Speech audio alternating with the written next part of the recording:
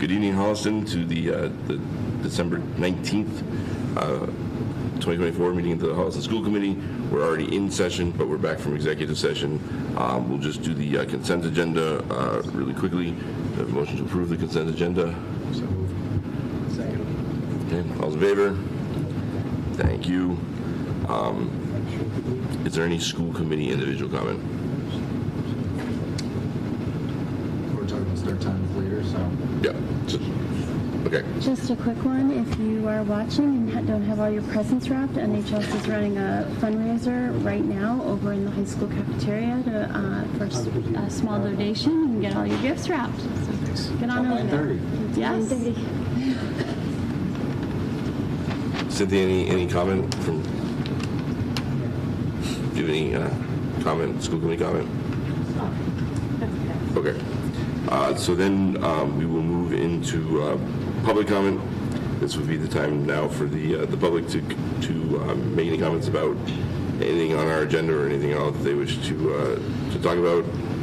We have 4 people. And if there's someone on Zoom, they can use the raise hand feature, and we will recognize them at the end of in-person public comment. So Bob Ryan is the hand raised. Okay. So we first have Rohit up first. Come up to the microphone. Should I go up there? Please.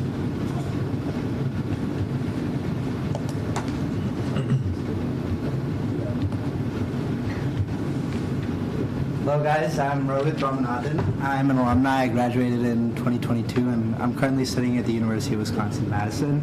My brother here brought up that you guys are looking to change schedules to a rotating drop schedule and some other things.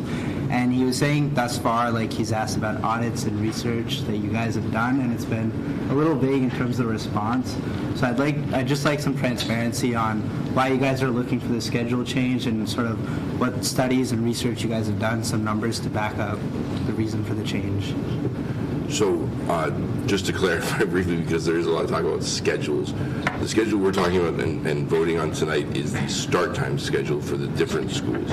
What you're referring to is the high school sort of bell schedule. Right, that's correct. Right. So that we're not.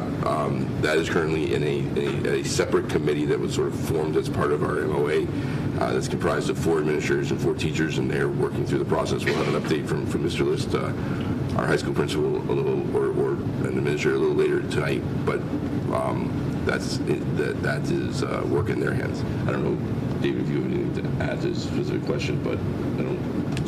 Yeah, I mean, other than and Mr. List can kind of like talk about the update, but like our committee was tasked to just kind of look at like different schedules that are that we have options. We've been meeting periodically over the last couple months, including kind of a longer day today, looking at different types of schedules that exist. So we've consulted with Power School as well and looked at a lot of like our area, not area, but like schedules that exist around the country, specifically fitting into the parameters that or constraints that we have as a community in Holliston, the number of teachers that we've got, the length of planning times that we have to kind of create schedules that really kind of meet the equity needs of students.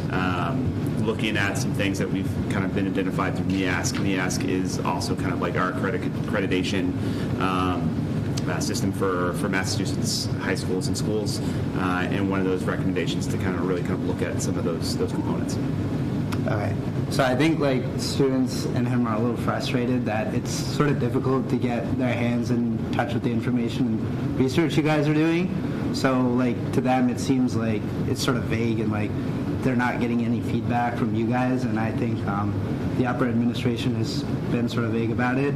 So like moving forward, if you guys could just be a little more transparent, maybe it's absolutely okay if like you guys are doing some research and think this is the best step moving forward, but then convey that to the students clearly. These are the reasons the changes are happening, because that disconnect might cause a lot of issues and frustration, which I think I definitely had that when I was in high school. Like, why are we doing certain things? And there's sort of, it felt really hard to stay in touch with the administration and the changes that were going on.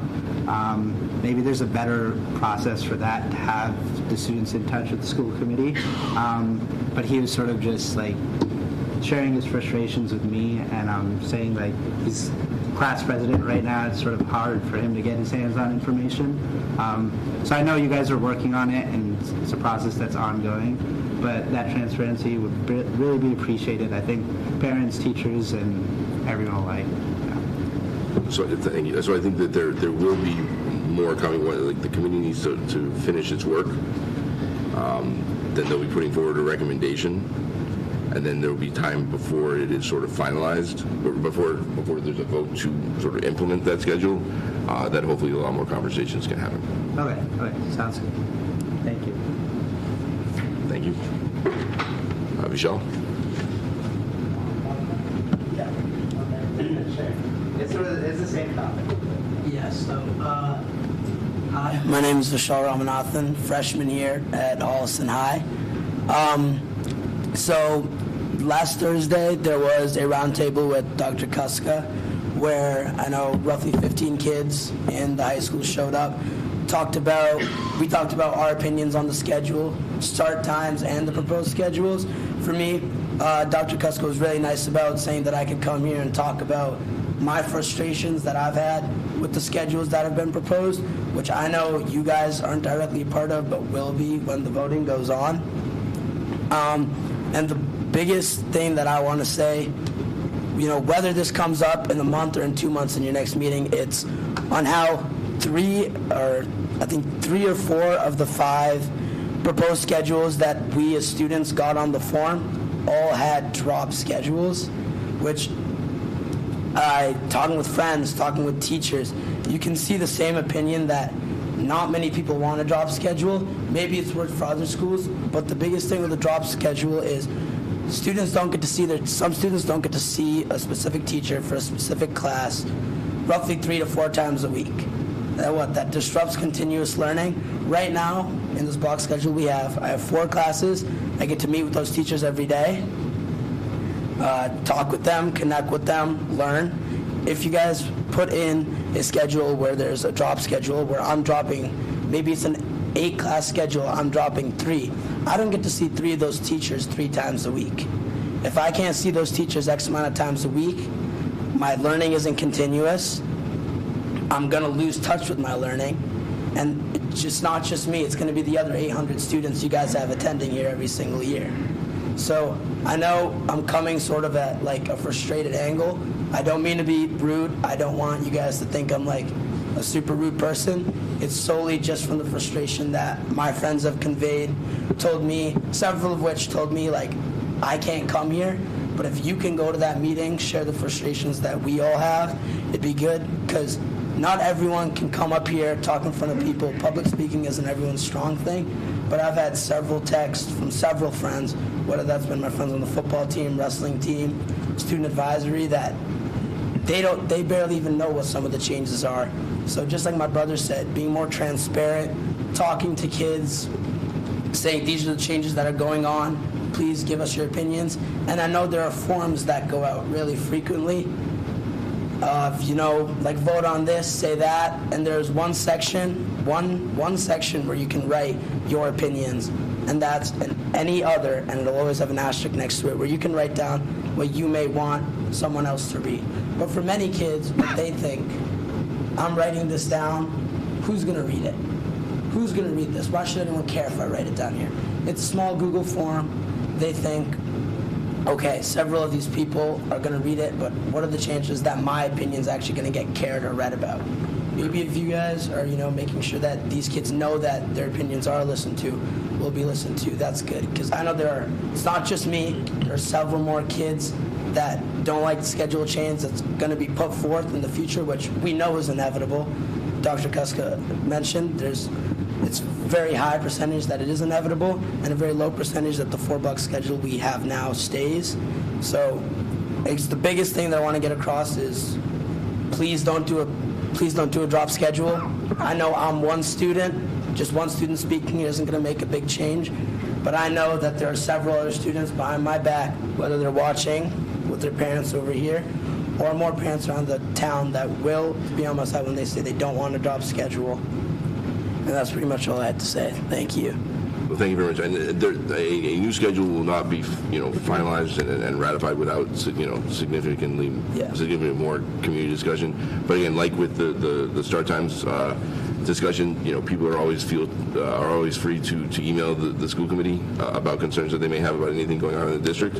I think you have now been on live public TV, so hopefully people have heard what you had to say there too, and we'll work through the process, and I think you'll have more opportunities to share your opinions. All right, thank you so much. Thank you. Michelle. This is probably my last time. No, you have now. You have to come every meeting from now to. So, I think I'm busy. Michelle Hastings, 142 Hamlin Road.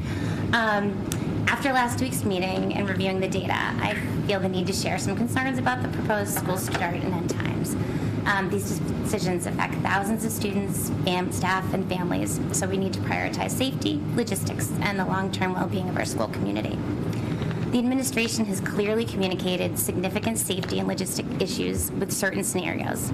For example, staggered bus dismissals at the elementary complex are unsafe without hiring additional staff, which is both impractical and overlooks the daily challenges our professionals already face. Additionally, the dismissal logistics for the elementary schools under scenario B and C are extremely complicated and possibly not feasible. These concerns raised by our administrators who live and breathe these systems every day should not be ignored. I hope some of you accepted the principal's invitation to observe the dismissal process at our elementary schools.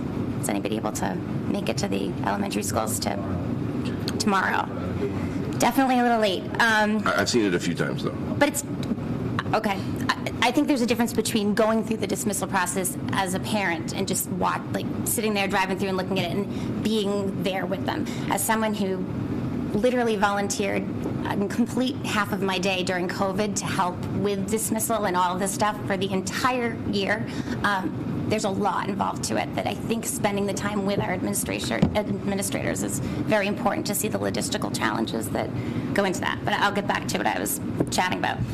Watching it, well, this is part of what I've just said, but watching it firsthand would help you understand how complex it is to get so many young children safely onto their buses and out of the building on time. You'd see just how much effort our staff puts into keeping students safe and managing the chaos that comes with dismissal. Extending the school day beyond 3 p.m. poses serious consequences for staff across all schools. While last Thursday's meeting included discussions about the impact on high school staff and after-school clubs, there didn't seem to be the same level of concern for Miller staff, who would face a much more dramatic time change and disruption to their after-school lives and commitments. A later end time would affect all staff, impacting their ability to manage after-school activities, second jobs, and personal appointments. The comment, "At some point it shifts from expert opinions to political opinions," was deeply troubling to me.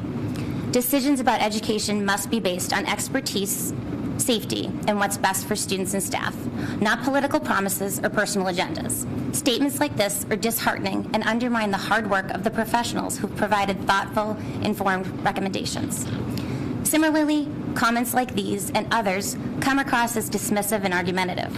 While I realize that the school committee members don't need professional education experience, that doesn't mean the expertise of staff and administrators should be brushed aside. Their input, based on firsthand knowledge of what works and what doesn't in our schools, deserves to be taken seriously. The survey data shows that staff supports Schedule A.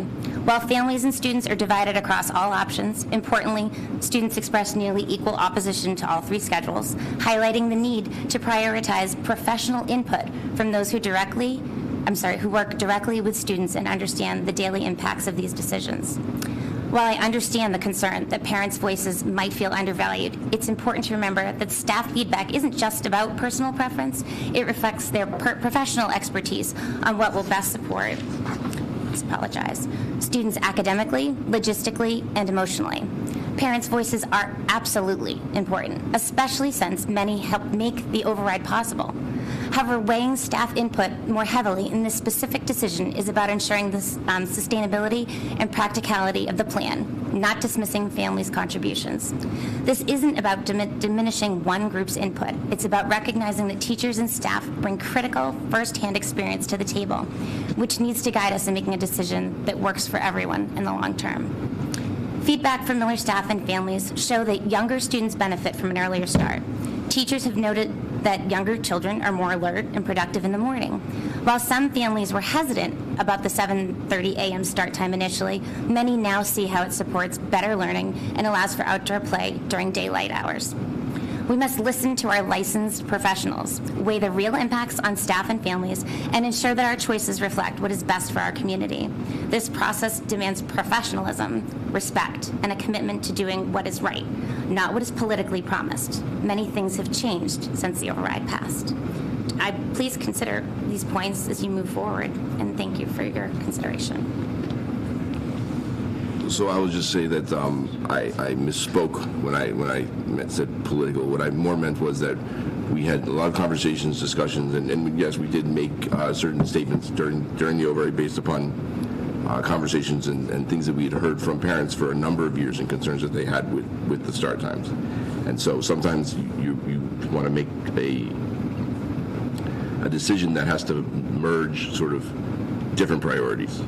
I think that, it is very important that we give parents and families, a strong, voice as part of this. Obviously, the staff are very important as well, but parents are the ones that have to, get their kids to school every day, get them to the bus. I mean, there's more to this than just simply the staff feedback. I think, as I've said before, that I wear all hats for this. I'm a parent of 4 children, 2 who have gone through the system already and 2 who are currently here, and also a teacher here as well. I know that this, I don't mean this in the rude sense, but as a parent, it's a time that I deal with a certain start time, and then they're going to move on to another start time, and there's always going to be challenges with the different start times that are in front of you and on the table. But as a professional who's worked in this district for an extremely long period of time, I just hope that you look at that really carefully and clearly. And I think a lot has changed since the override, and talking to people in the community, things have changed, and our survey didn't, there's no way to put into a survey, relaying all the different changes that have occurred. I understand that, and I appreciate the survey, and I appreciate the time that has gone into all of this. I just really want to, this is just what I want to say. I'm sure everyone has something that they'd like to say. But just to be clear, listening to the professionals, the staff, the same number of staff wanted option A as wanted option C. But option C to me doesn't sound like it's even feasible. I'm not arguing with the details of C. But when we put it out to the community and the staff and they voted, it was the same. Why was option C even put out there? I guess I'm curious about that, because truthfully, option C, the time frame from when one bus drops off and the next one comes, it's not even, from my understanding of what I could see, you didn't have the same amount of time. I feel like it shouldn't have even been there as an option, because there isn't the equal amount of time between one bus drop off and the next one. It doesn't even seem like it's feasible. So people were given an option to choose from that isn't even an option that can happen. So, well, I think it was more of a start schools a little bit earlier for the high school and middle. It was more of a framework rather than necessarily the specifics. But that's not helpful when you're taking that survey, and this is the information you're giving. You're saying I'm choosing between A, B, and C, and you're believing that something within. I know that there's some wiggle room for all of these, and I think that's something you're going to discuss right now. But I think that's frustrating, and that I don't know. I think it loses something for your survey when Sarah is not even possible. Your opinion has been heard. Okay. Thank you. Beth. Yes. Okay. Then Barbara. She needs to unlock her. Yeah. Thanks. I wish I could be there with you in person, but I really don't want to spread my germs. Thank you for this opportunity. I first want to recognize, I think there's at least 200 plus years of experience in the room. And I'd like to thank Dr. Kuska, Lenore, Jordan Slaney, Mr. Bidet, Mr. Khan, Mr. Lewis, and Ms. Manning for your professionalism and your patience. That is just deeply appreciated, and that is a lot of years of experience that you bring to this community every day, and I just would like to acknowledge that. As an active community member who deeply respects process, including fact gathering, gathering opinions, gathering information from surveys and a variety of sources, I too am wondering what you met Mr. Alfred, and you're quoted in timestamp 2 hours, 52 minutes, and 46 seconds on the HCAT recording 12 December school committee meeting, starting stating, it's not that I don't value your expert opinion. It's being weighed very heavily, but at some point it's just from expert opinion to political opinion. That was very disturbing to me. And what makes this decision political? I really don't understand that. And I'd like to know not only how the school committee is regarding our local expert educators and all their experience, but also the following professional organizations that have opinions. They are bodies of experts. They include science and research. This includes Dr. Vivek Murthy, the U.S. Surgeon General, the American Academy of Pediatrics, the American Medical Association, American Psychological Association, the American Academy of Sleep Medicine, and the National Sleep Foundation. This is the relationship of sleep in adolescents 13 to 18 years old, mental health, and later school start times. My other questions, I know Mr. Alfred, you wrote me back, and I appreciate that, and you have recently started to mention the whole child approach. I've done a little bit of reading on that, and I would really actually like to hear the perspective from our superintendent and our school leadership's perspective on what whole child approach means to them. I'd like to understand why we really only heard from you, Mr. Alfred, Councilman Naborski, and Ms. Lestufik. I really don't have a good understanding from the rest of the school committee members on this issue at all. I've been to every subcommittee meeting as an observer. I've tried to engage in every school committee meeting recently, and I really don't hear from you at all, maybe occasionally, and I'd really like to see that change from the other school committee members. This seems to be driven by Mr. Alfred, and I know you are the presiding. I also would like to know if any school committee members have taken up Mr. Kyne's invitation to see the current dismissal process. I also haven't heard how these extra minutes of learning time, 15, 15, 15, and 10, will be accounted for, who's managing them, how are they going to be measured, what are the goals of the additional minutes. And then there's the issue of non-request revenues, the contractor issue. And I have every confidence that Dr. Jordan and Mr. Bidet, even though still in turn, are going to solve this issue. But it's a contract issue. And it's an impossible task, even if the override did provide $200,000 extra dollars. I do hope a multitude of factors are considered in this decision. I'm disappointed again that most school committee members haven't been vocal or have asked more questions of our educators in this process. In my opinion, clearly rests with our educators in the room, with adolescent circadian rhythms, the need for later start times, and the opinions of the aforementioned professional organizations, as well as, again, our esteemed educators in the room. I wish you luck with the decision. I will certainly be your champion once it's decided. Yet, I hope it's as thoughtful as it can be. Thank you. Thank you, Barbara. Does anyone else have public comment? I would like to respond to that. Okay. I think everyone has spoken up in their own way. To say that there's 4 school committee members that have not spoken up, frankly, is false. I know we've been a few of us have been part of the subcommittee. We are part of this committee, and we have different points of view and different expertises where we lean in on. I can speak for myself. I've been very active in the start time discussion, trying to find a solution that, really can help across all angles, whether it's staff, parents, or teachers, parents, and students. Sorry. So to say 2/3 of us are not engaged is frankly false. If I can answer a couple of our questions. So I have gone to... Wait a minute, I didn't say you were disengaged. Strike that. I didn't say disengaged. I just didn't hear enough from all of you. I really only heard from 3 school committee members, in my opinion. So if that ruffled your feathers, I apologize. But don't say I said you were disengaged. Okay. Thank you. To answer a couple of Barbara's questions, I have gone to observe the elementary school. So I participated in the dismissal process as a parent, both before, during, and after COVID.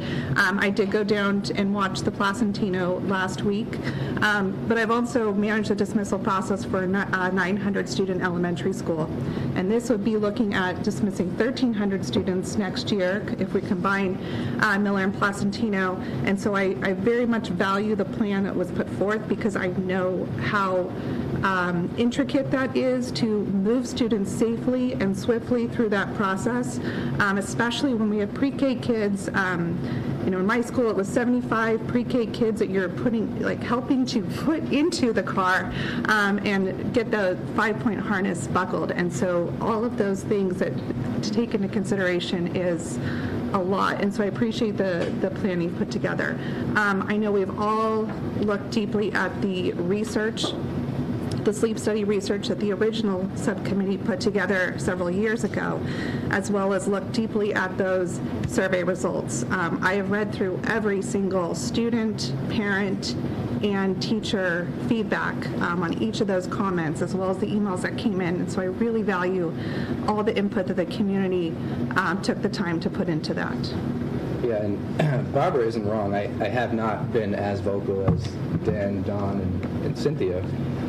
But that's simply because I'm trying to digest all of the information that is coming in. I think one of the problems that we have today is that people speak without understanding an issue.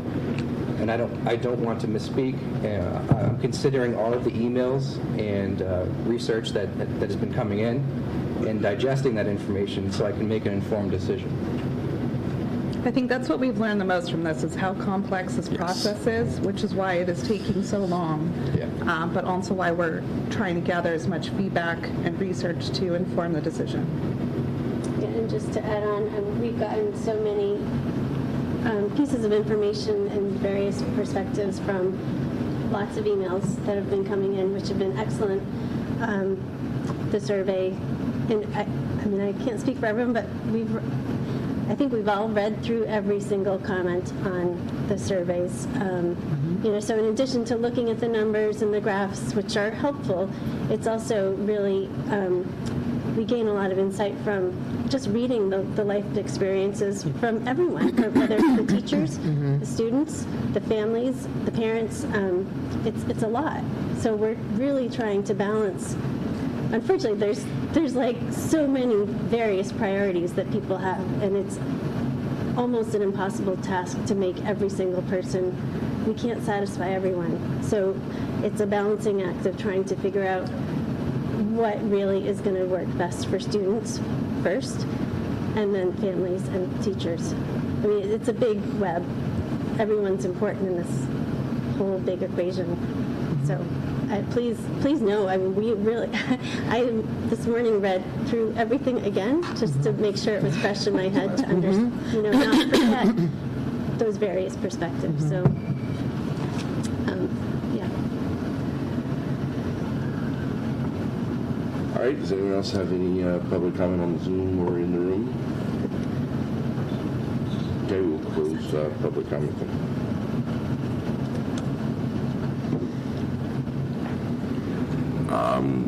I have on here reports from subcommittees. Is there anything that anyone has any updates? Just put it on just in case. I didn't think there would be, but Nothing since last week. Holliston's coming up in January. Do you have a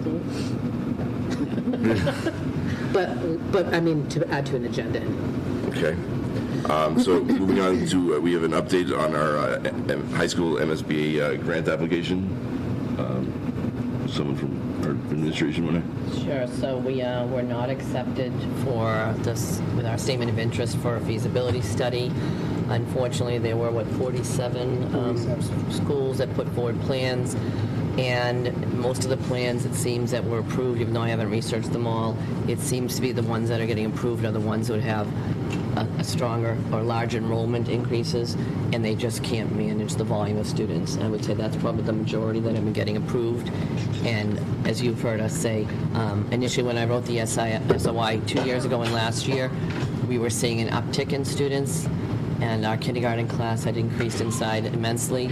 And then now we talked about during the budget process all last year that we're actually seeing a decrease right now.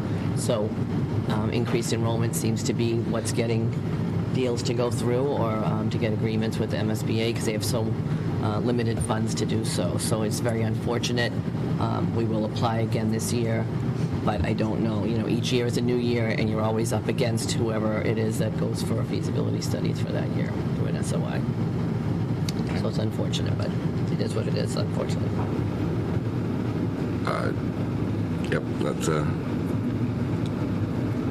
not great news.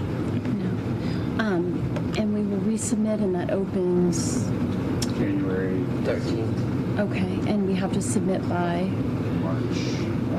Well, for the roof, for the accelerated repair project, it's earlier. It's March. It's April for April for the SOI for the renovated high school.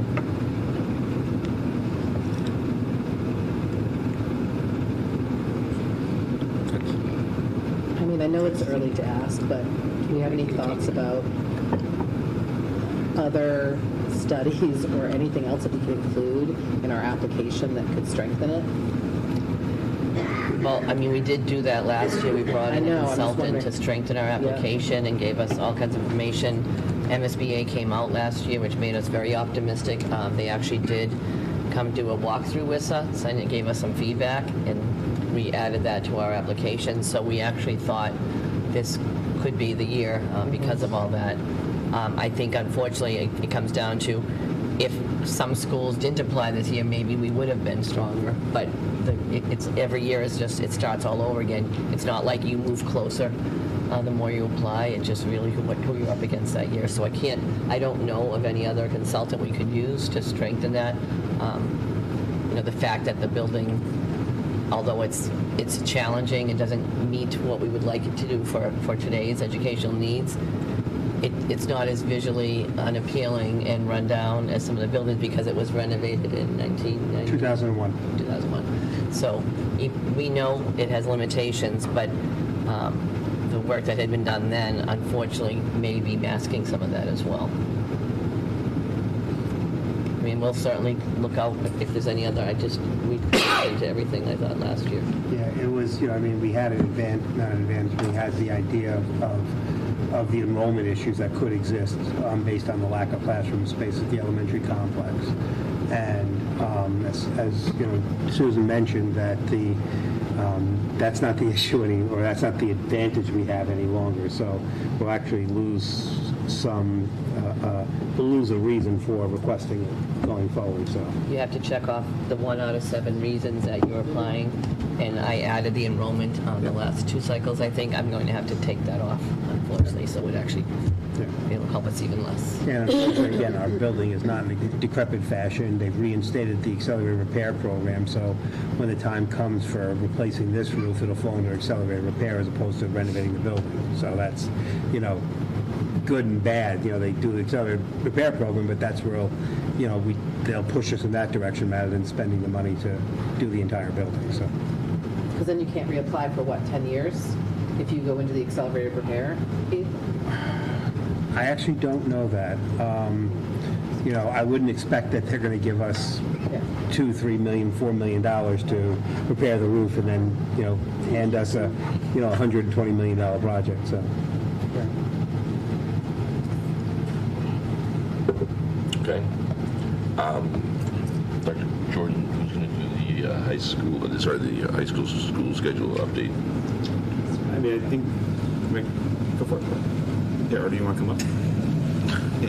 Why don't you start? Yeah, I'll start. You want to fill in if we've got? So we've been moving along through that process. We had a kind of an all-day session today is our most recent time. That's we had met yesterday for an hour to look at staff survey data that we had and cruise through that to reach kind of what the major takeaways from that to kind of help us dial in on what our different schedule options were. Today we spent the first portion of our day going through all of the student and family data. just to kind of drive where kind of our thinking and process was. So this is an all-day process as far as the moving kind of the needle. We felt like we made some good progress. We're committed to making a decision by January 1st, and the committee is committed to that. And our goal was to try to reach a vote by the end of today, and then we weren't able to kind of get to that conclusion, so we set time for tomorrow morning to spend the first half of the day tomorrow to see if we can kind of accomplish that at that point in time. But I'm content with some of the conversations and things that we had at that point, and I feel like we're making some progress. I just want to add, Michelle, thank you for coming out and speaking and sharing your voice, and I encourage any student to do that. And also, there will be opportunities for students and families to join in on that conversation, on the conversations as well. Obviously, coming up against break, but there will be opportunities for that. So, great.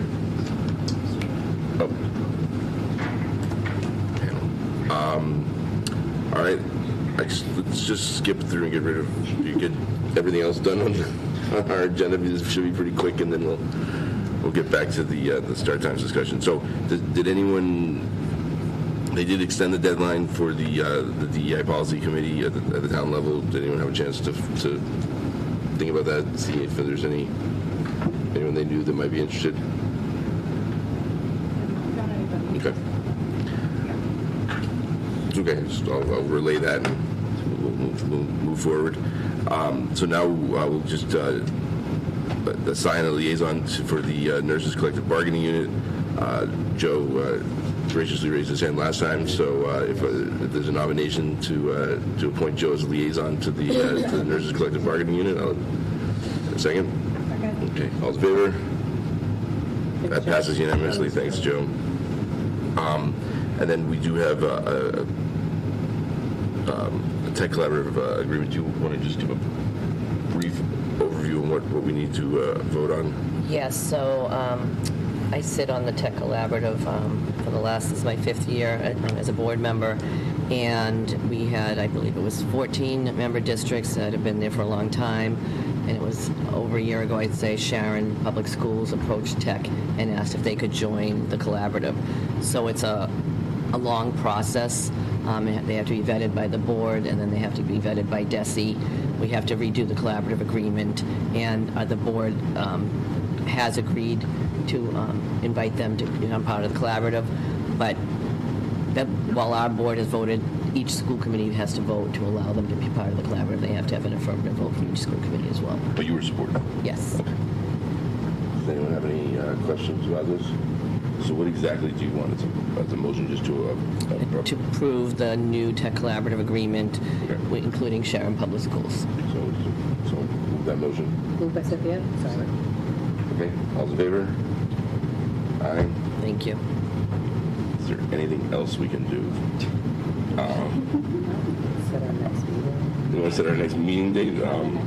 Okay. So Next week. Next week? Not next week. No. What about anyway, all right. So we will. I apologize. Yes. King Philip and Sharon Public Schools both were. I didn't think King Philip made it, so we do have to revote that. I apologize. Motion to reconsider the prior prior vote. We need to. So. Okay. Second. Okay. All there. Okay. So then we need to amend the motion to include King Philip.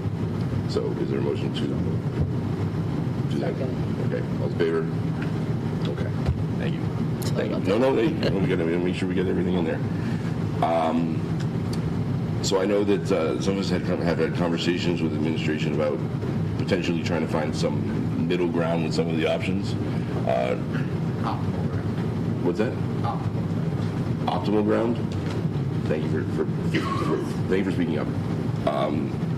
Does Keith or Dr. Jordan have something to? Yeah. Matt, are you able to project?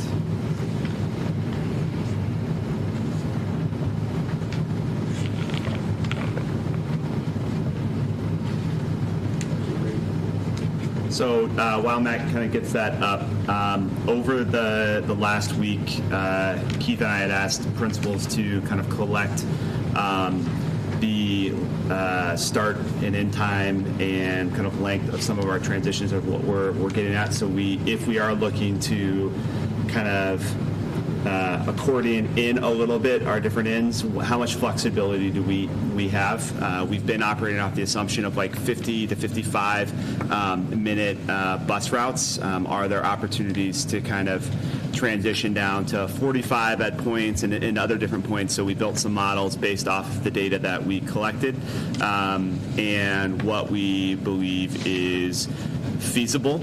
Are there hopes that whatever is decided between now and when school starts is, I think, that I am committed to, and as much as that I can steal Keith's time from retirement as is possible, we are hopeful that we can kind of continue to kind of condense or shrink that time. Sorry, Matt, I'm like watching like lots of eyes on me, but the. Can we make the text bigger, maybe? Yeah. Highlight it. There we go. Trying to get it, but would still keep everything visible.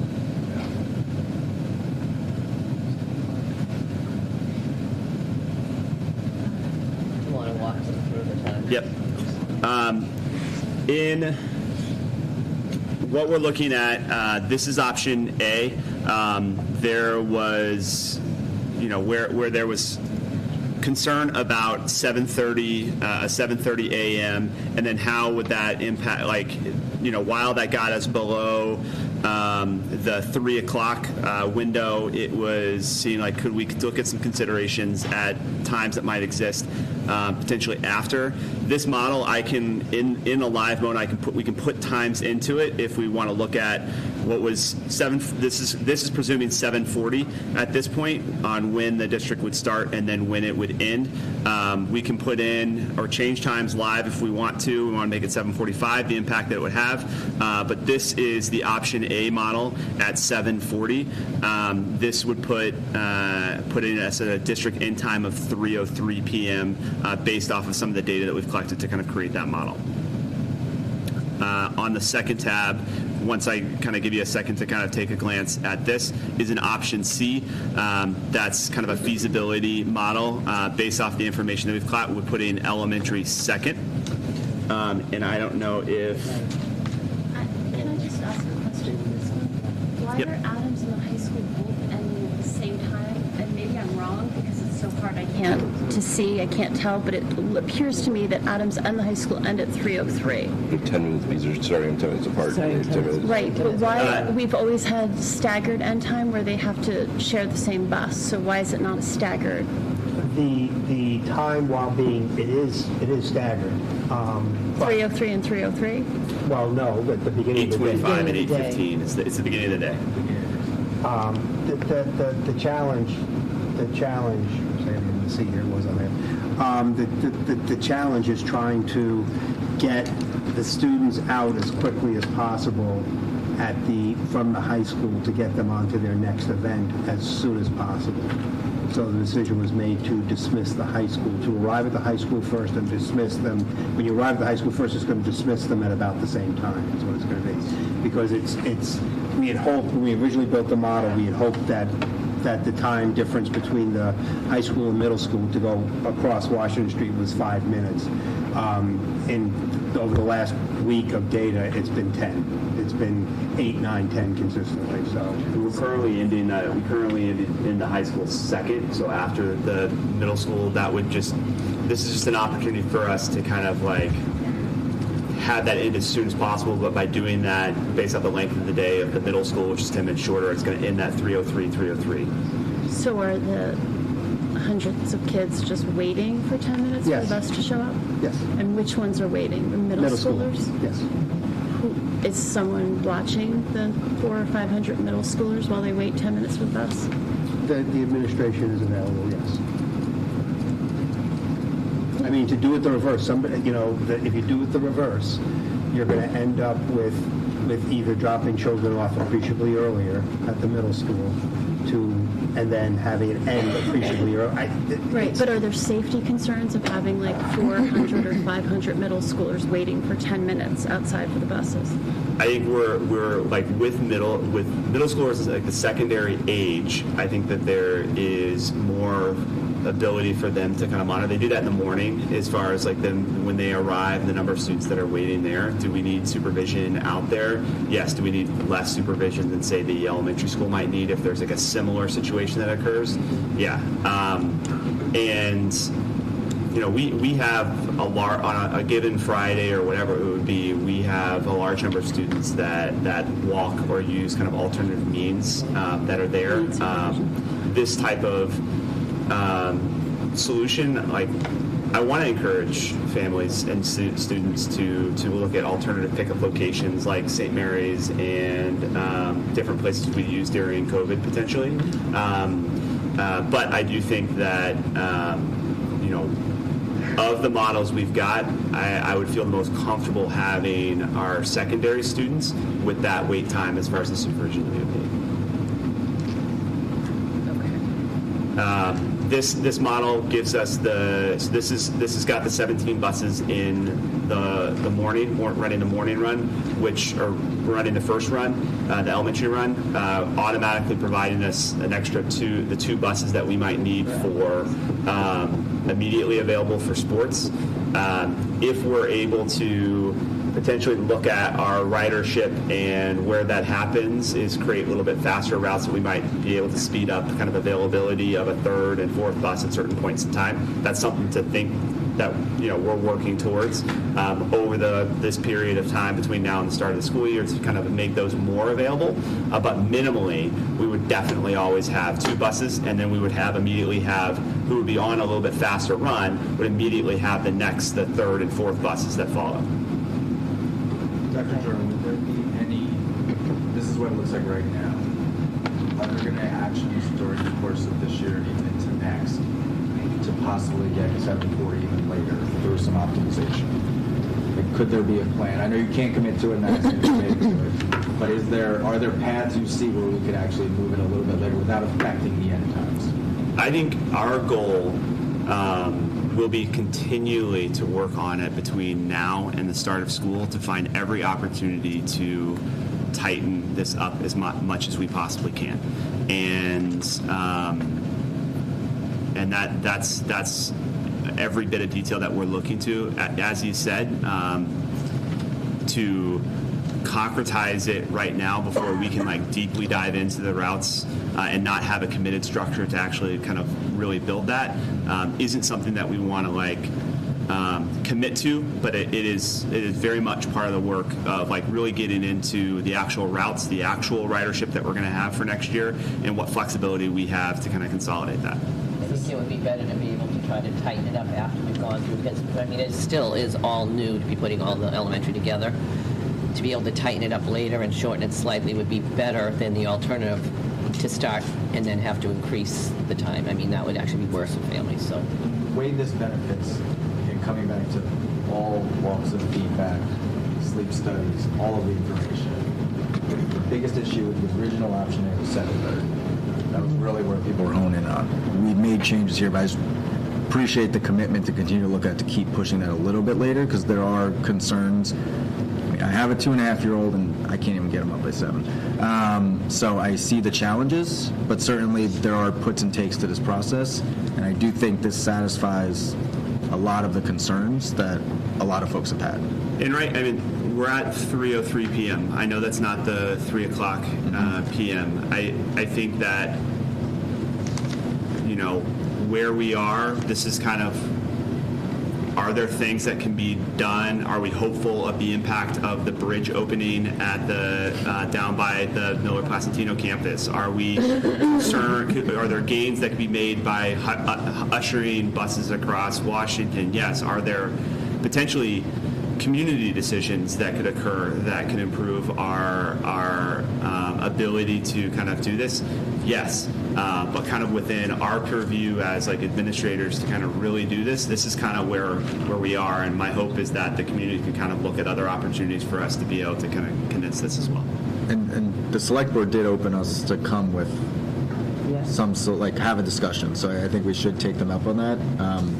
But we can control what we can control. So what is your level of confidence of a 35-minute bus route in the morning, right? So if we are dropping kids, if we have a 7:40 start time for Miller and Placentino, that you're going to be able to get those buses back out and get kids to the high school in time for an 8:15 start time.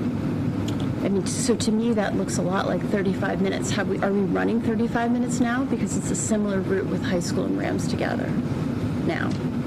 It's a 45 minute. We're dropping the kids off at 7:30. Right. But you're also not dropping them off at the high school at 8:15, right? You're dropping them off at probably... It may be closer to 8:15 than... So they'll be late for school? They will be right on time.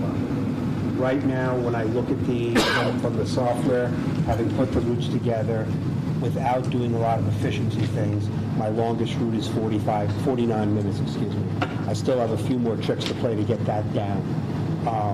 So I fully expect that the routes will be no longer than 45 minutes at this point in time. How much lower I can get from there for all the routes. I'm talking about 17 routes. I'm not talking about one. I'm 17 routes. I do have some as short as 30 minutes. So there will be the ability to play around with some of those that maybe I can stretch a neighborhood one way or the other. So, but the problem is, again, we're dealing with the current cohort as opposed to next year's cohort, which adds a complicating factor. There's no question about it. I mean, I know, but you've run Rams and high school together for decades, yes, right? So you have a pretty good feel of what the routes are. And again, we're hopeful with the Rams with the Rams and Adams schedules of trying to combine. We haven't done a lot of combining of stops yet, but doing more combination of stops yet. And with the bridge impact is the highest at that school because of where the children are distributed and where we're taking them from. Because we're going between those two buildings, so there's an increased traffic load having to deal with working around that bridge. So it's again, you want to speak in absolutes in something that there is no absolute. So, and I'm not saying you, I'm saying in general, everybody wants to. I just don't want 2 or 3 buses with 60 kids to be consistently late. That is our target as well. There's no question about it. The consistently late is not something that we want to accept. And, we continually work at things. This year, with the unfortunate part, has been based around drivers, that we are a bus short from where we normally are on our routes, which is what's caused some overcrowding on buses and caused a particular run to be habitually late. As Keith said, we, based on what we've been able to collect from the principals and the way we've looked at this is the model, like the way it is, both models, the way it is what we believe we can deliver on. What would the staffing look like for the supervision of a few hundred middle schoolers for 10 minutes waiting outside during pickup too? You feel like you can speak to that? Do you want to come up to the mic? Staffing look? Yeah.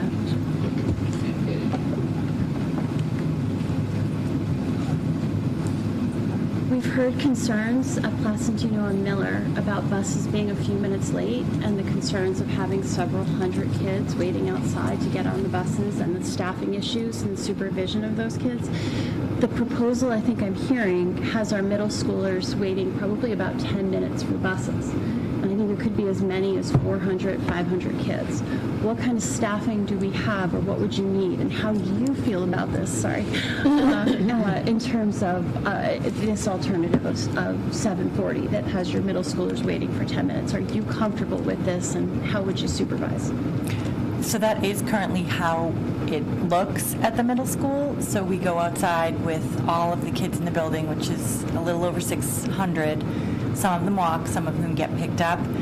Both administrators are out there. There are some aides that have to ride, some paras that have to ride with certain students on buses, and all the bus drivers are out there also, welcoming the kids on the buses. So some buses do come in late. you know, it is controlled chaos a little bit, but it is age appropriate for that group to gain a little bit of independence. We have a lot of walkers as well. They walk up to Coffee Haven, they walk up to town. So it's a completely different scene than what you would see at an elementary school where they're coming out in lines and they need to be directed. They can read the numbers on the bus. They know what their bus driver looks like. So I welcome you to come on over and check it out. It sounds probably really scary, but it goes really well and smoothly. They're great. I've been over there a number of times. Yep. I do my roundtables in the day, so I happen to be leaving a lot of time, and I will say I've really never seen a problem, but also it's a social time for kids because while they're waiting, they're connecting with children that they haven't seen all day, so they're very happy to see their peers when they come out too. So having done that dismissal for 12 years, we don't, it runs smoothly, and so like the time that they're out there, it's really, for the most part, the true supervision historically was like Karen or I or Jess or I or whoever that was there, and it was, they're pretty good. It's this, I mean, same thing we've done in like the cafeteria when there have been 250 kids that are in there at a given time or whatever that would be. They're pretty good, and we're looking at like our ridership, which is 375, whatever that our number might be. The predominance of kids walk off or get picked up, and But the 375 is how many kids have bus passes. Many of those kids would take the bus in the morning, but don't necessarily take the bus in the afternoon because they have other activities they're going to, or they're walking downtown with their friends, or they get picked up. They could be doing after school enrichment. Right. Yeah, we have about 35 clubs that will in sports that run at the middle school throughout the year. So we have a big population of kids that do that.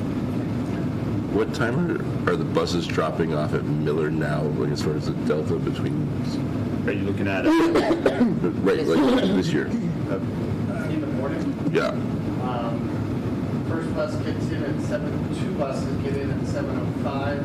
The rest get in between 7:10 and 7:18. I think my last bus left me at 7:18 today. So they were all in that window of time. So that 7:30 was the last bus to leave. 7:18. No. The 7:30 in the model. I mean, we're going to be building towards the 7:30 time. Okay, the goal is to have them all be there at 7:30, so they'll start their run with a plan. So like now, our plan is at 7:15. So we're actually pretty close to 7:15 with most of our buses. I mean, a good most of our buses. So one of the earlier buses is by plan that we've had to change the plan for based on being down a bus for the high school, middle school line. We've been down 2 buses.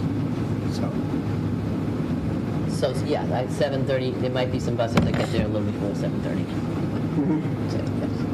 Yeah, it's amazing how close actually, because again, it doesn't, the software does its best that it can do. It can't always account for traffic particularly well, but the number, like I said, the number of buses that are coming in this around that 7:15 time frame, I'm surprised at.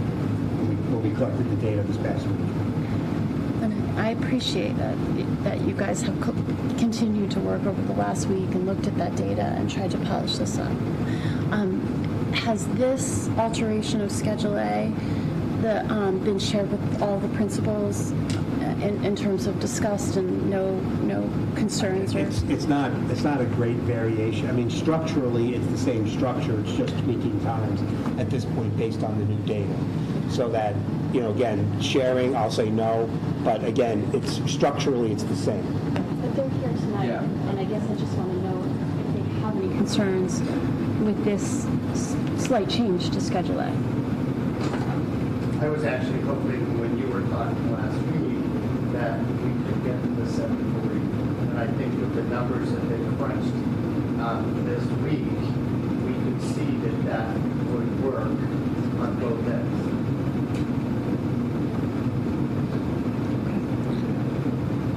So you said you prepared an alternative C that is more feasible? So option C,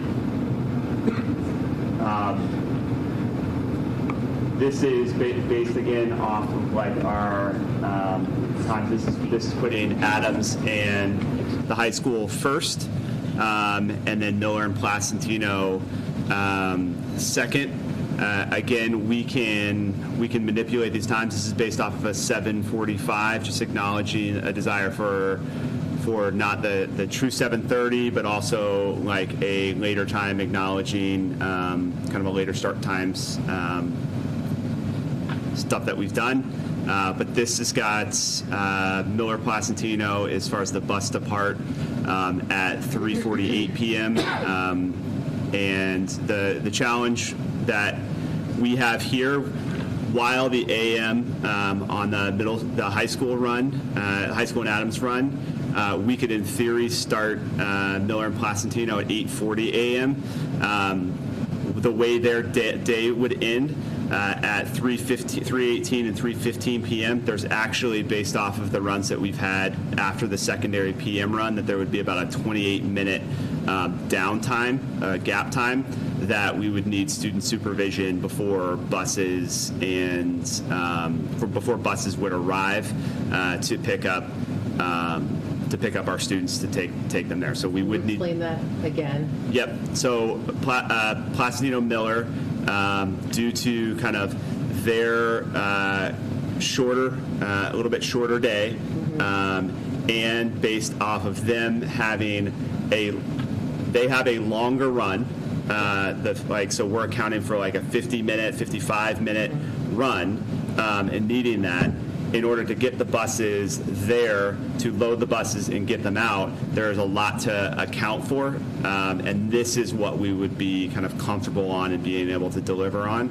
I think while we would not just have that 28 minutes of like delta or wait time where Placentino and Miller is monitoring the students, we would be starting the day later than the 8:40. It'd be 28 minutes later than the 8:40 likely would be probably the scenario that you would do, so that the buses would be more or less there for that. It'd be more time than we would ever need potentially in the AM, but we would need to start later to make sure that we had the buses there in the PM, so that the students weren't waiting around and we didn't have to have the heavy level of supervision. So, am I reading that right? That the last drop off for in the afternoon would be at 4:43 in the afternoon? Yes, that would be, yes. So if I'm understanding what you said correctly, 8:40 is when buses would start arriving at Miller and Placentino, and there'd be like a rolling start as students come into the building for instruction? No,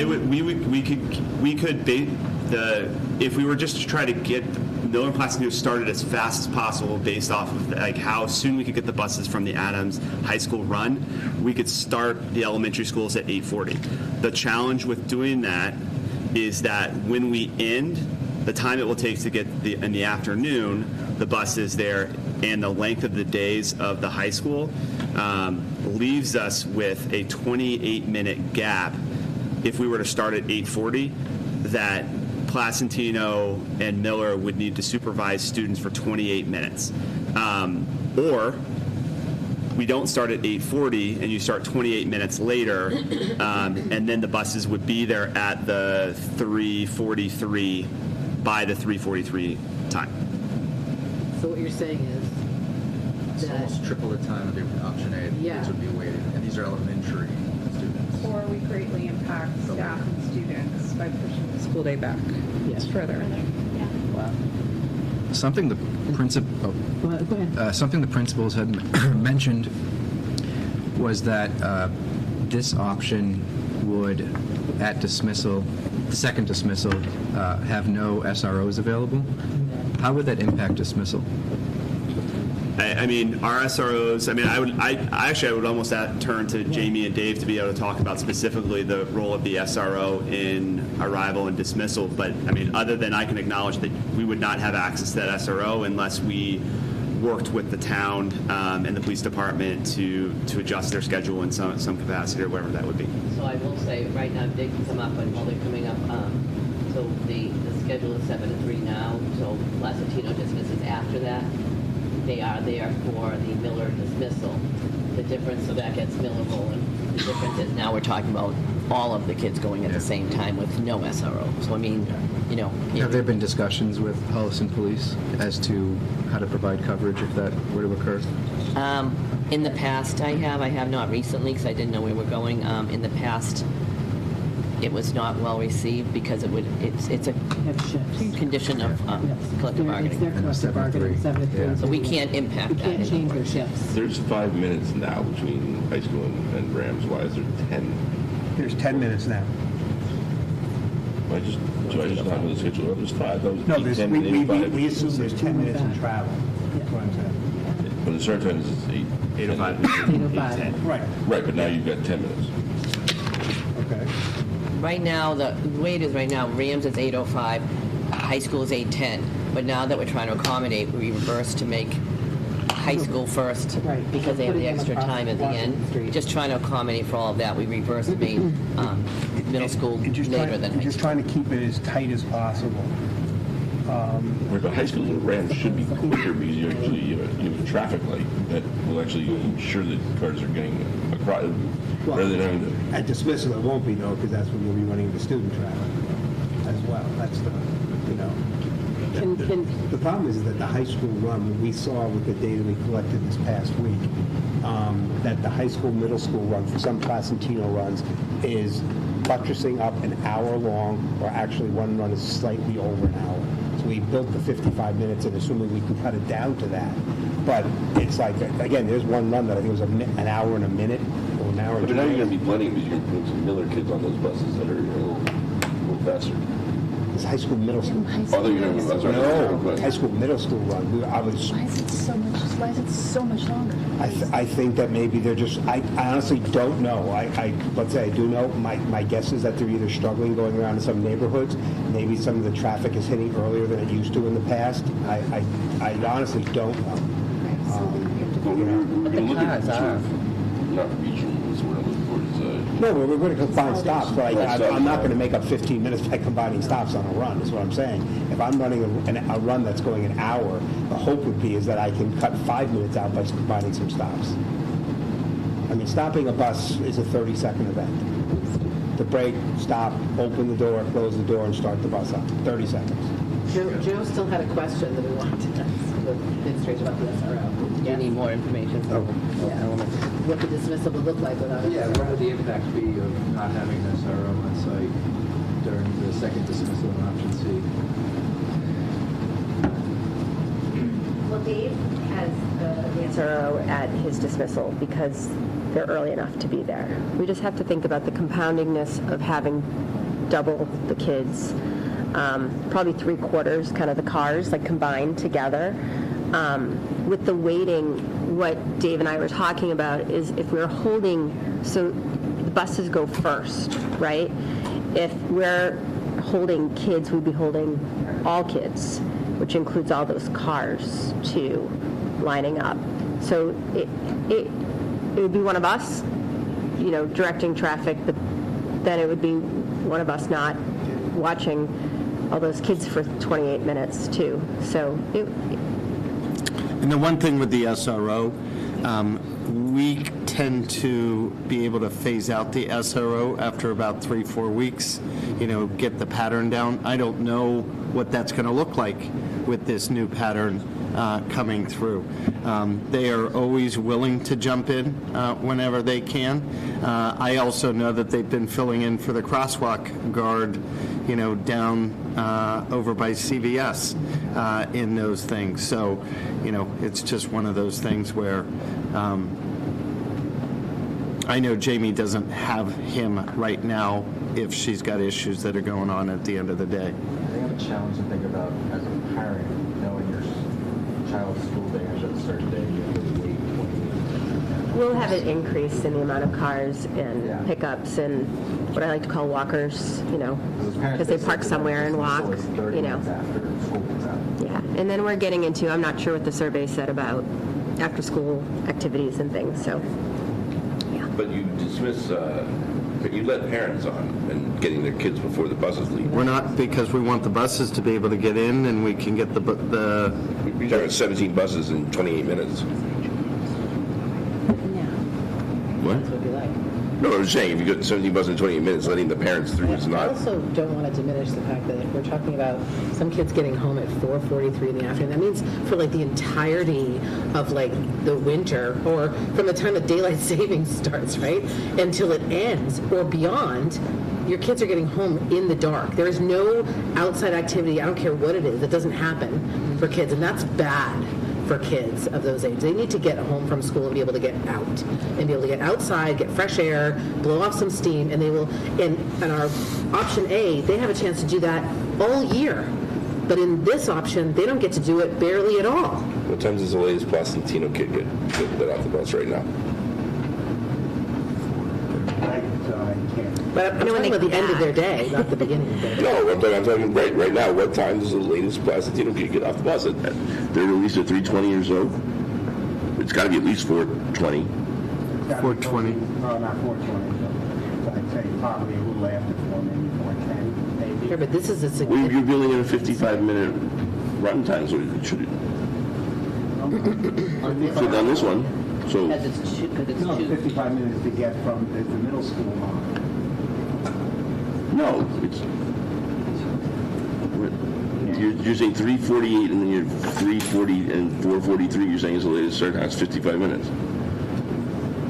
No, the reason that it's, no, the 55 minutes is the high school, middle school run time. 3:48 p.m. Right, that's from the high school to Miller, not No, Miller. that's the departure time of the buses from Miller and Placentino. Yeah, but not home. That's Right, leaving. That's and then below that you say that it's 4:43 is when they get home. No, that's... 4:43 is the last... You're missing... Can I finish, please? I want to explain to you what you're reading wrong. Okay. The 4:43 was added because we actually have a 28-minute delta there, so we're just putting... I don't care. Right now, the bus is leaving around But Dan, 3... it's not apples to apples. What he's saying is because there's a 28-minute wait period, that's why it's getting off at 4:40. This number here... It's a 55 minutes between when they leave and when the last drop-off is. Dan, this should say 9:08. Okay? Now it's the right time, 3:43. Because we have 28 minutes that the kids won't have a bus. They will be sitting at the school. I understand. I understand that. I'm not. These have no relation. I think what Dan's saying is 3:40. If you put 8:40 back, whatever it was, 3:43 is when they. 3:40 is when they leave the schools. Yes. Bus leaves the school. Yes. Today there's a 55-minute. The last kids dropped off 55 minutes after they leave the school, right? Not necessarily.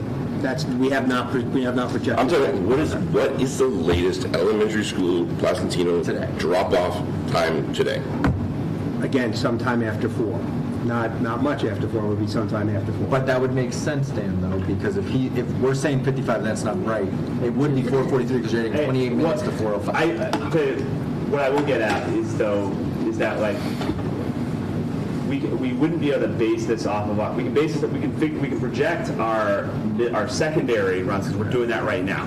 Combined with our elementary runs, we don't really have a good insight into when they're going to get home per se. So like what 55 minutes, 50 minutes, whatever it is. I would not feel comfortable going below 50 minutes on a projection on that. But it's hard for us to be able to, because we're going to have 2 schools worth of kids on. I think you're missing my point. The 55 minutes is talking about how long it takes to get the buses I from middle to elementary. It's not about elementary home. Okay, I get that. But so my point is not about the gaps and the deltas. 4:43, you put that up there. It's a shocking number. People are at home are aghast. It's not that much different than what Placentino is right now. It's 20 minutes, 20 minutes, right? Okay. I have never heard anyone come to us and say, Placentino buses are just absolutely getting off the bus too late. We absolutely need to do that, to change that.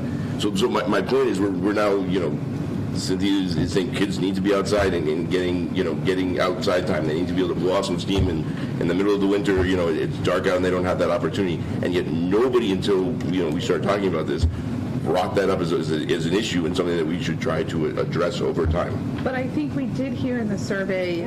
No, in the survey Right. now. Yes. But I'm saying we haven't seen under priority needs that, to try to, this has not been. What we're going to change in priority needs. For years, the school committee came to the finance committee and asked for $250,000 to get rid of bus fees, knowing that they were never going to get We that. would love to have had all the buses to be on the same time. In fact, we talked about what would it cost to have one bus time throughout the entire district. And Keith, correct me if I'm wrong, it was somewhere in the nature of $750,000 to $1 million in order to do that. I don't think it was that high. 500? It was high. It wasn't anything that the finance committee was going to give us to do. Again, we were tasked with doing a cost neutral. Correct. That was a purview from the survey data that we had sent out for folks. I think just one thing is we're going from 3 bus runs to 2. So therefore, to get all of the Miller and Placentino home on the 17 buses is going to take, we estimate, longer than what we can do Placentino now. I'm more concerned about students ages 5 to, what's your oldest, 10? 11. Sitting for 28 minutes. We just chatted out 10 minutes, middle school too. Right. Yeah. We didn't care about It's a long time. Or the delayed start time, and everybody getting home later. With either of these options that you presented today, is there any impact on our ability to provide transportation for after-school activities at Rams and the high school? Do we have buses I mean, because options? we will have no buses available before the Miller Placentino run ends. There will be no buses available until that run ends. So if that run is starting at 3:48, say we can turn around the most efficient buses in 30 minutes. You're then talking about 4:15 is the first bus would be available from our normal tranche of buses. So there is I can't account for things they may be able to grab from other sites or anything like that, but I'm just saying, because again, we have 17 running on the second run. If we figure out a way to get the shortest routes for X, 3-4 buses, that's still 4:15 we're looking at. And while in option A you have your 17 buses and then your 15 buses, and that leaves you the 2 to guarantee for sports, you're also by that 3:03 time you're running your routes. You're more apt, if we're able to kind of consolidate that, to get maybe a 3rd bus or a 4th bus faster than if you're starting your secondary run with 0 extra buses.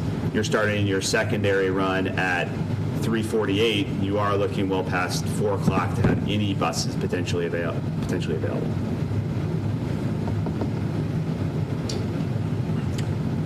I mean, I think either way, I think we heard Mr. List say that 3:15 is when they need the buses available for the high school sports, if I'm not mistaken.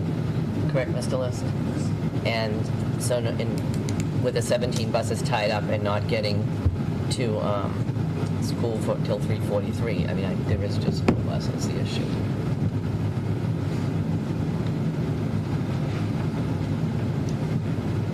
To me, it sounds like if you start fleshing out option C, it's really, there's lots of problems. It's not really feasible. There's something fishy with this, but fine. It doesn't matter to me, but that's fine. Let's go back to option A then and talk about seeing what you would be comfortable with doing to tighten that up. I think if you... So disrespectful. I'm sorry. I probably shouldn't. No, Michelle, I'm sorry. I can't. Michelle. All right, I'm going to zip it, but I'm not enjoying this thing. Then I'll say it. It's disrespectful. Be respectful. Everybody here. We've all put a lot of time into this. It's just be respectful. That's all I'm going to say. So I'm going to go back to last week when they presented this. It was 7:30 start time for Miller and Placentino, and that got Adams and the high school out at 2:58 and 2:48, if I'm not mistaken. Is that correct?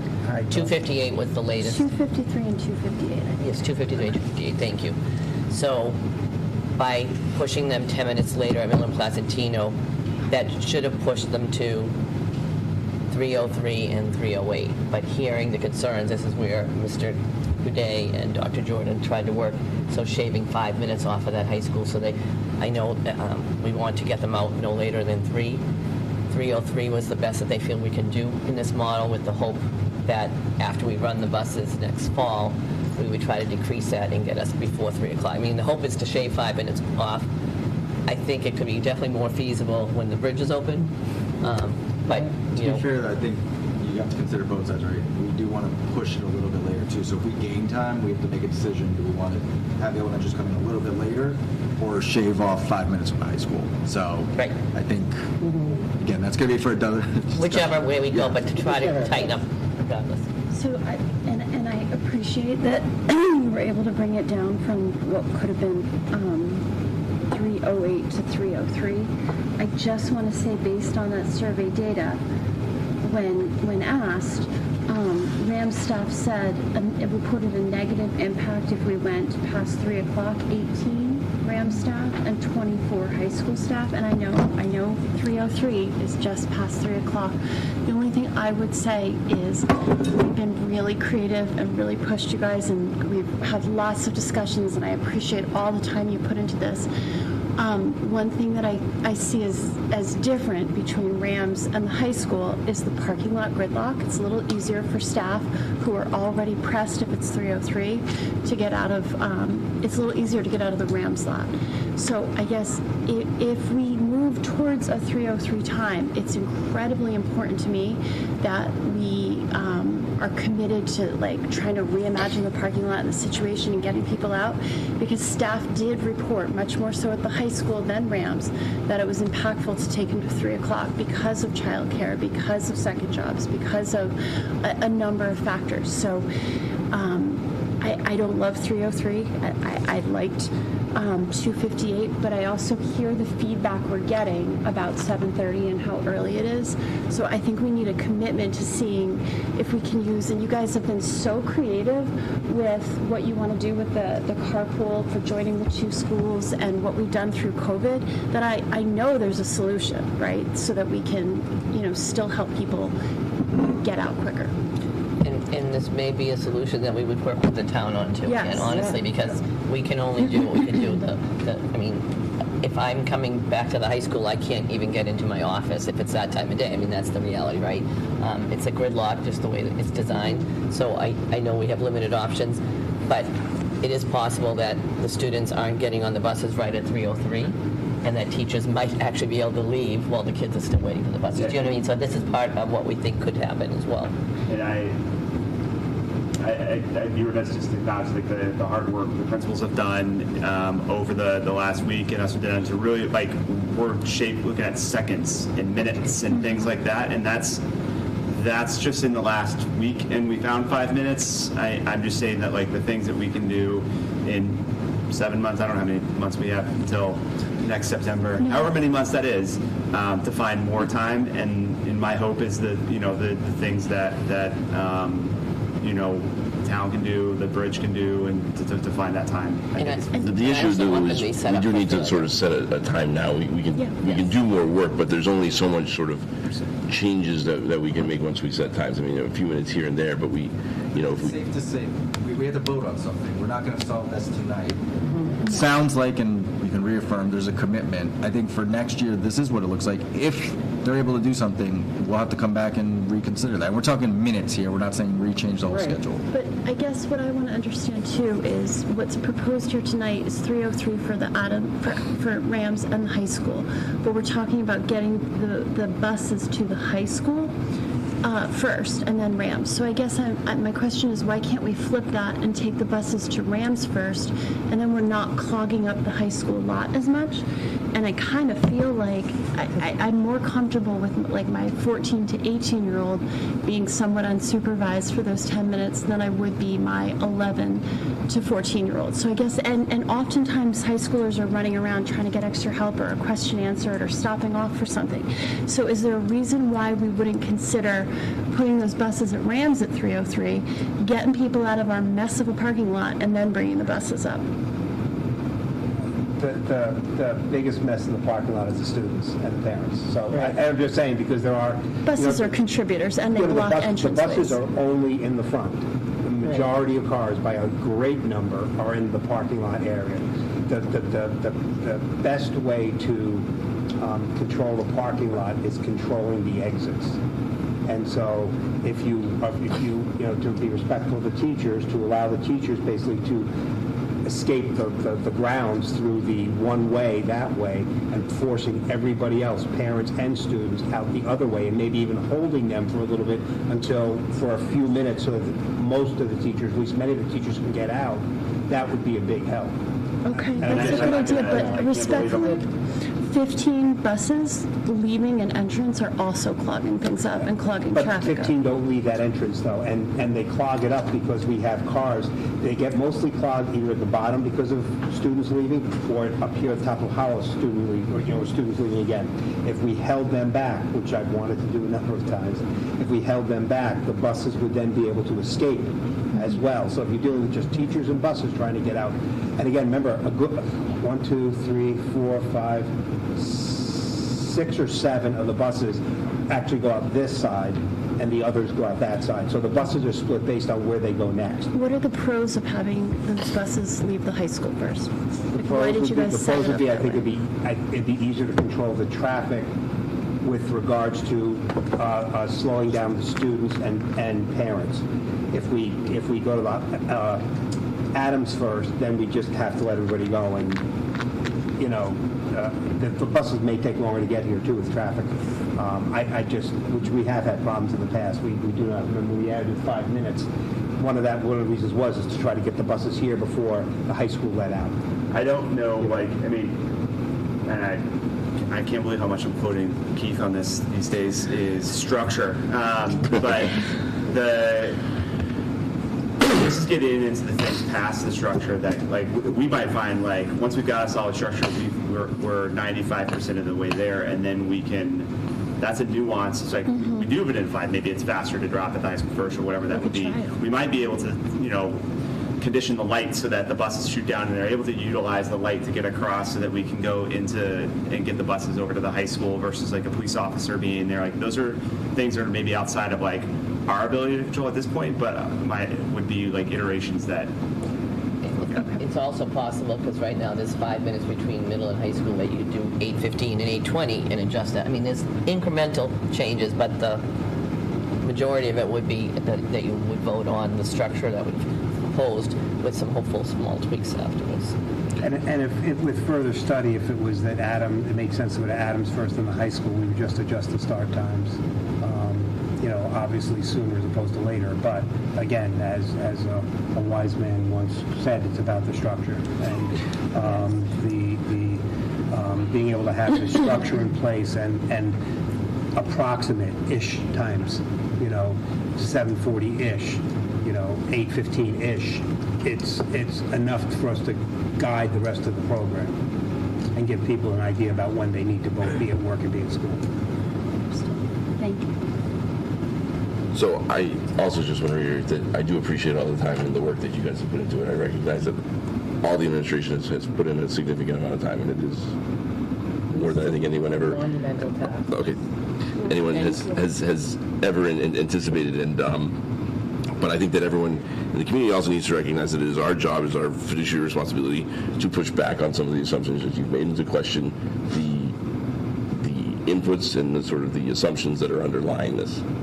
And that's not disrespectful. That's just simply us doing our job. Okay, hold on a second, Cynthia. That's disrespectful. I will also just remind everybody that this is a public meeting, but there's not public comment continuously during the meeting.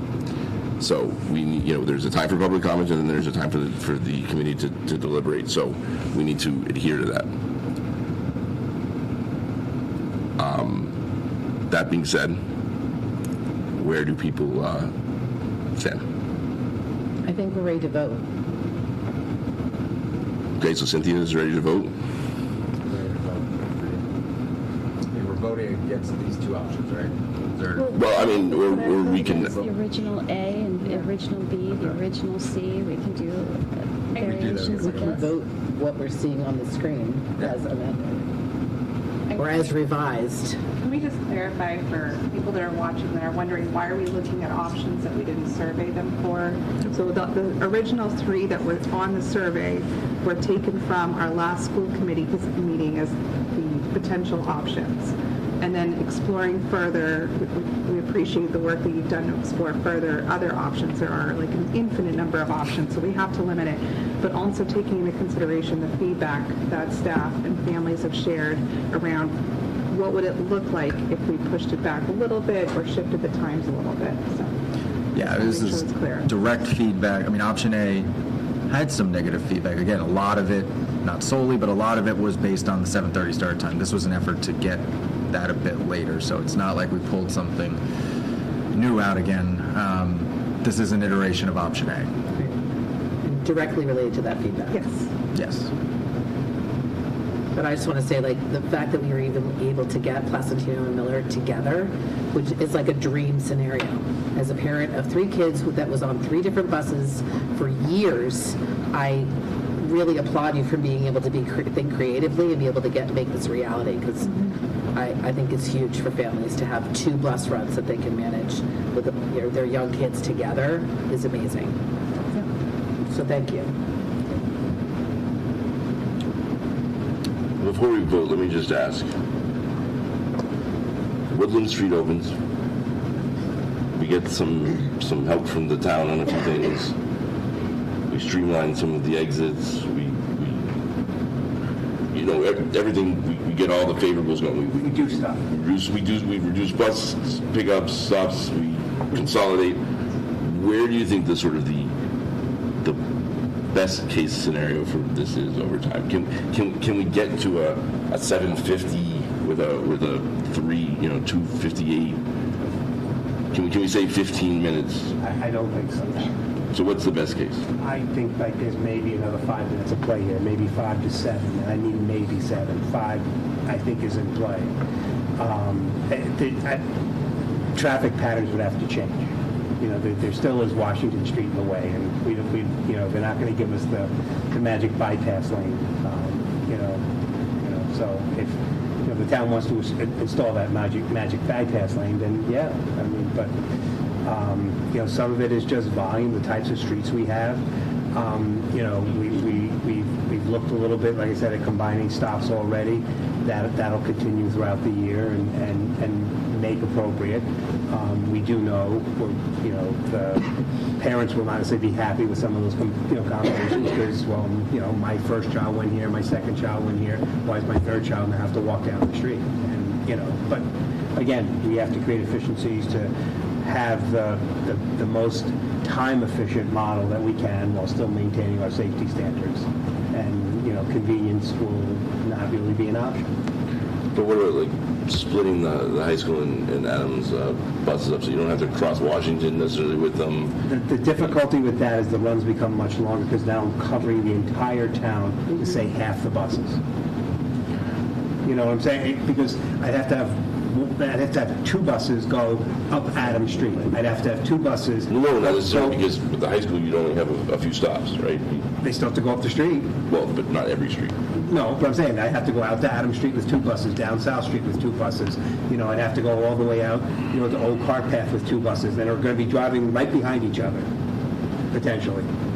And that's the difficulty at that point is covering 99 miles of roads, not driving on every road, but covering 99 miles of roads in this town with only half the number of buses. Because that's really what you're doing.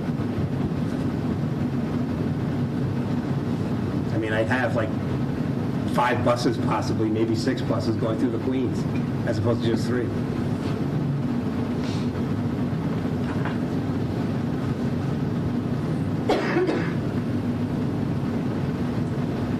I think it's a creative idea. The absolute bottleneck is that it would take a 40 or 45 minute run and make it probably a 50 or 50. I think it would actually go slower, in all honesty.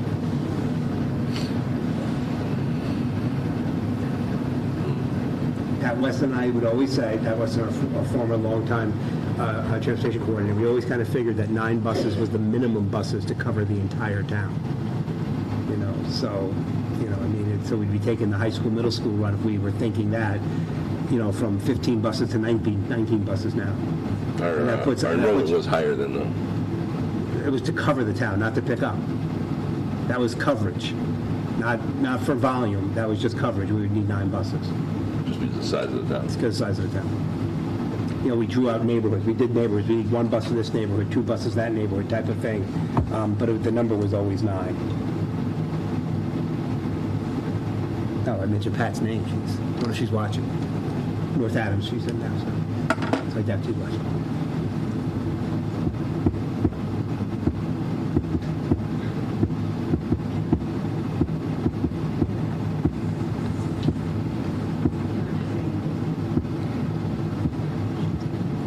As I sit here about to vote, and I'm ready. I know which option I will go with, but I do, again, I want to thank the school bus start time committee, and they gave us recommendations, and I do think option A as amended falls in with that. District A is not to start before 7:30 nor end after 4. Rams in the high school should start no earlier than 7:50. They requested that we survey stakeholders for feedback. We did that. I feel like we are being responsive to a lot of the feedback we received about the early 7:30 time for Placentino families. I think we heard, we got some surprising feedback from Miller families. I found like that many more of them than I anticipated were in favor of it. We surveyed staff, we surveyed students. The scheduling of schools should be thoughtful around student sleep at high school and Rams, limit the impact on teacher retention, and limit the impact on after-school activities, including sports, clubs, extracurriculars, and after-school jobs. While no option is ideal, I do think it's really important. I heard a lot from the principals, and I'm weighing that heavily. The survey data, the comments. I do appreciate the part where we need 17 buses to be there at the elementary school at dismissal, and it is also helpful to then have those 2 extra buses after school. I don't love that we're past 3 o'clock. I don't, and I think there's still some more work to do to maybe to ease that parking lot. And really be thoughtful about whether those buses have to start at Rams or start at the high school, because I do think that causes congestion, right? 15 buses would, no matter what exit they're leaving from, they're jamming things up. But I'm also respectful of our administrators talking about how if we let all the traffic loose, it would be an impediment to getting those buses there. So maybe instead of 10 minutes, our high school students could be waiting even longer. We've had a lot of discussion on this. I'm ready to vote. I think we're all ready to vote. Yeah, I'm ready to vote too. I still have significant reservations about this. I do think pushing past 3 o'clock is an issue. I still think that the 7:40 is too early, but given where we are and what was presented with option C, well, I think that there is more work that we could do if we had more time on that. Yeah, I mean, I hopefully we will be able to make some tweaks to this as we go forward. But I will entertain a motion. Make a motion to accept option A as amended. Second by Dawn. All right, we'll just do a roll call for this one. It's a big vote. Frank? Yes. Hillary? Yes. Joe? Yes. Sarah? Yes. Cynthia? Yes. Dawn? Yes.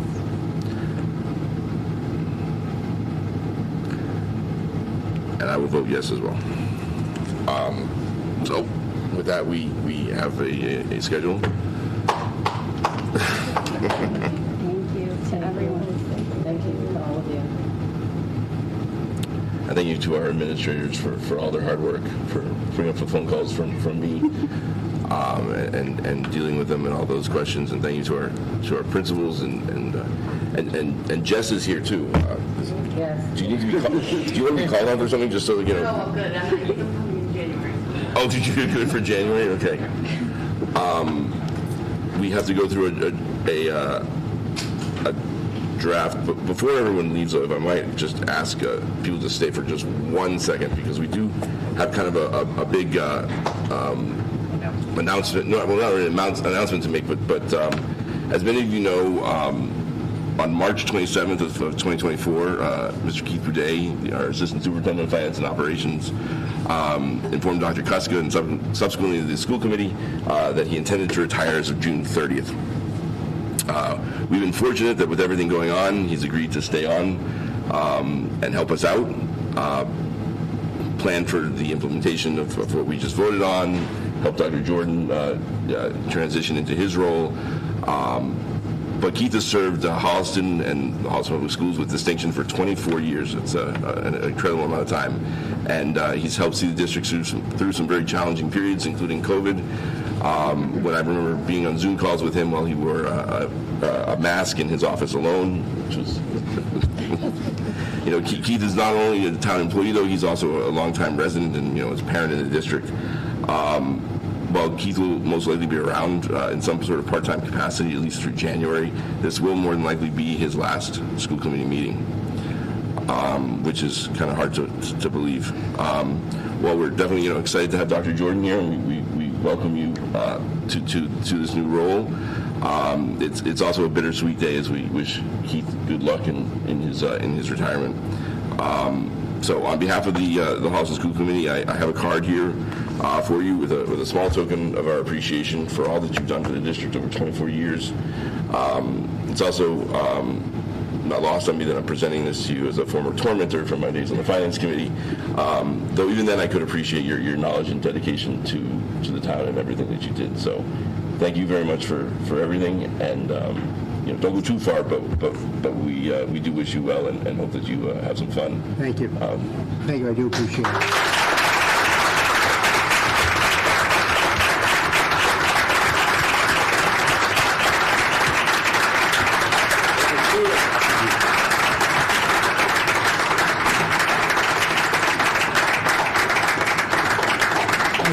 Thank you. And I brought some cookies for after we adjourn. Thank you. Yes. Thank you all. Not often I'm left speechless, but this is one of them, so I appreciate it.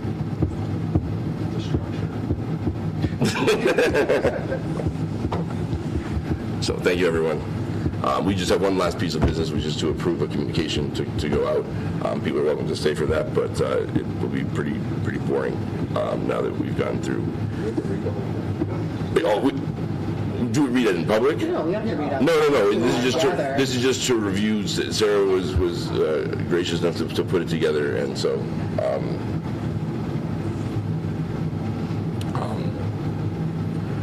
If you were generally okay with it, we can fill it in, later. And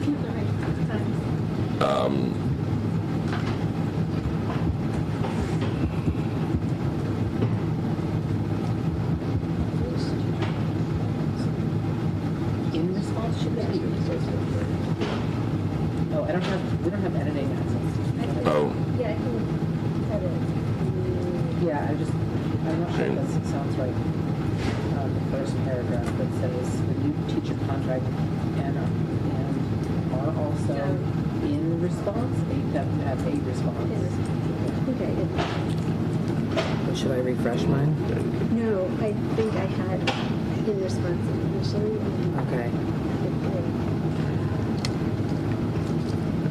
Oh, I don't even think I can. Oh, wait. Let me make sure I'm looking at the right thing. No, I'm looking at draft communication. Yeah, no, response that all of us are. Bring up the one in the folder just to make sure. Yeah, the one that's.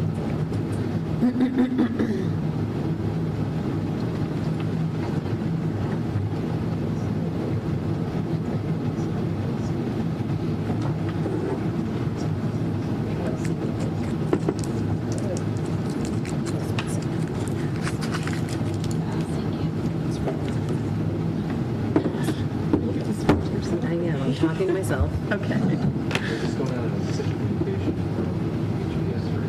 From us. From us. We'll work with Dan to. Can you not edit it? I can. You put it in the folder for me, but. I did. I can. Did you put request edit and access? I can't seem to edit it. I mean, I can't seem to. Who owns it? Hold on. No, I can do it. Hold on a second. Here we go. There we go. 2 S's is British English. I know. That's what I was saying. Well, I think it's just 1 S. Yeah. Thank you, Jenny. I was like talking myself over. If you refresh now, Cynthia, you should be able to. I'm getting it to everyone.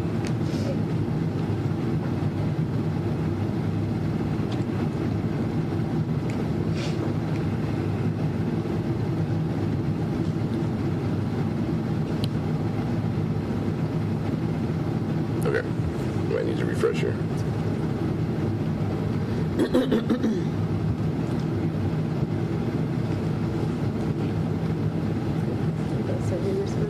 Yes.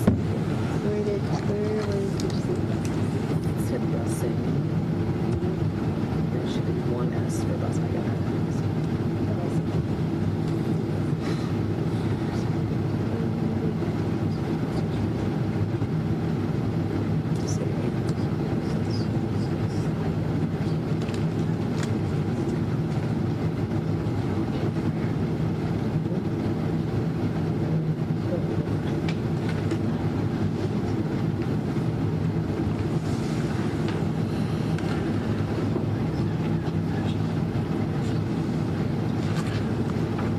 Google Docs really bothers me that it won't take like 19th, the TH, and it won't super scripted. Is somebody, You just try refreshing it. I did already, but, Oh. no, it's Yeah. different. I know, I was going to do that. I kept getting interrupted today. Yeah, I think we should, right? Yes, yeah. That's kind of a big point. I couldn't. I was going to do it myself. I will do today. Okay. Yeah, of course. Well, we could also just have done that. But yeah, those need to be centered too. Which ones? And then 218. Do we say approximate just in case there's things still? I think then rather than just saying approximate, I would say that, you know, over the next, 7 months or whatever, the committee and the administration will continue to work to try to tighten things up a little bit, but we don't anticipate any material changes. No, well, whatever's left over for that. Weekend Thursdays, Get all those right? It's good to me. I gotta get Chrissy to do my final accounting and give her the paperwork as well. Yes, they should be sent.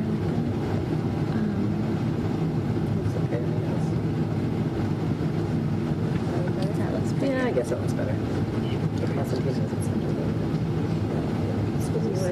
No, it's fine. No, don't send her those because then they'll be all. You can't just send them and line them up.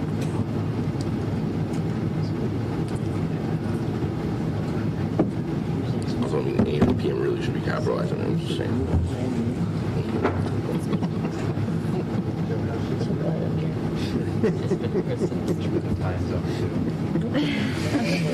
I mean, and daylight savings time or not, because that might, might be moot anyway,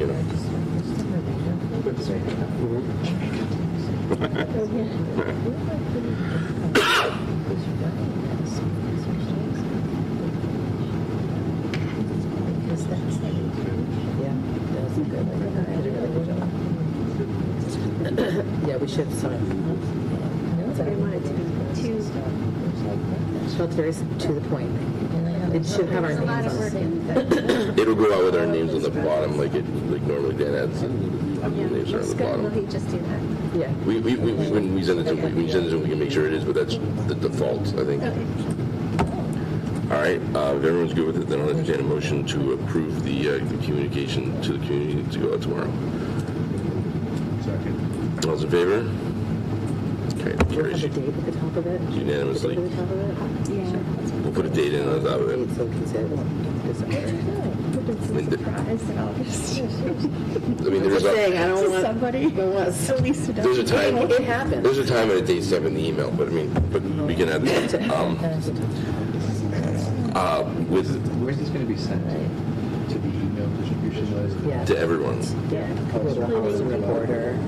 Well, housing reporters on the community list, so they then sort of She's been anyway. Who has the community list? Dan McLeod? Tim McLeod has a list of people on there. Because there's, early education programs and other after-school programs. It would be nice if we could, the ones that we know of, we could include those as well. Right. Like HCCC and NGMA and all of those that we know of. Folks did ask us questions about what this means for preschool.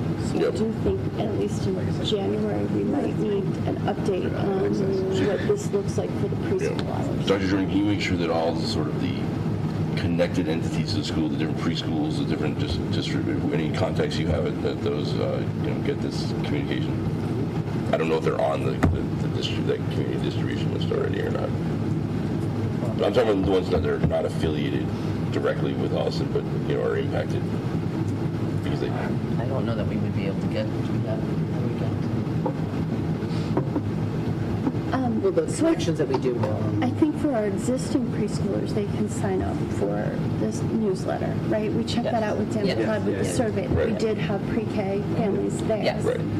But I think it's like talking about HCCC. If there are contacts you have, I can send it to. But it'll be in the Holliston Reporter, and it'll be kind of, You could always use the census as well. We pay for the census. That's true. So again, emails has addresses. So you can snail mail to people too. Well, no, I'm saying if you're looking just for preschoolers, you know what I'm saying? Yep. It depends on you wouldn't do the whole list. You would do children who are 3 and 4. Okay, well, we'll figure out a way to just make sure we disseminate it as broadly as possible. We'll put it on Facebook, and if we could ask Dan tomorrow to also post it to the district's Facebook page, because it's not automatically done. So, with that though, we are more than likely at the last meeting of the year. No promises because there are days left in the year. So, but I want to wish everyone a happy holidays, Merry Christmas, Happy Hanukkah, what else? Happy Kwanzaa, Boxing Day, and if I've forgotten one, I apologize. And so we do not have need to continue our executive session, so I'll simply entertain a motion to adjourn. Moved by Dawn. Seconded by Sarah. All right, all those in favor? Thank you very much, everyone. We have started.